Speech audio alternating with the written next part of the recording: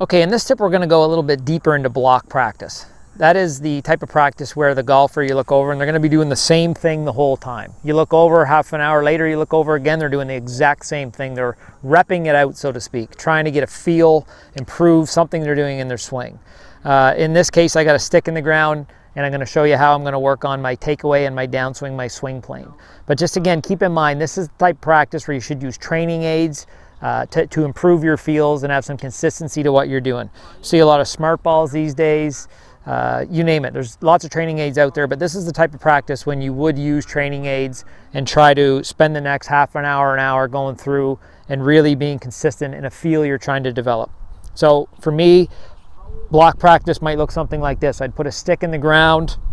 One of the most important things in my golf swing is that I don't get too deep in the takeaway. I don't want to get the club or my hands too deep, which is going to cause me to have to get a little bit steeper in my downswing. It's going to be difficult to shallow it and come more inside. So this is a great way for me to practice, keep the club in front of me going up, but also keep my hands working more down the line, less in, feeling a little bit of space right here as I go up. So my two takeaway thoughts are club stays out, lead arm stays a little bit away from my chest. Ultimately, I'm going to feel like I get higher hands at the top of swing, and that's going to allow me to shallow my downswing and more effortlessly come from the inside. So that would be an example of block practice.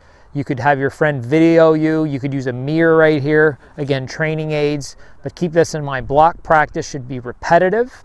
You should get feedback. You need to stay true to that feel. You need to make sure that you check that feedback, whether it be video, and make sure that you're still doing it. We see a lot of golfers start off well, and then the feeling kind of erodes as they go through the practice session, gets worse as they go. So you need to keep that intensity up to make sure that you keep doing the new feel and don't fall back to the old feel. So get that feedback. Remember that this is very unemotional. You shouldn't be getting upset about the results. I might even recommend you put the ball on a little tee, probably hit it a little better. Helps you not worry so much about the contact when your focus should be working on that feel that you said you wanted to improve. So that's block practice. I hope that helps. Become a better block practicer and you'll improve your technique and your golf swing.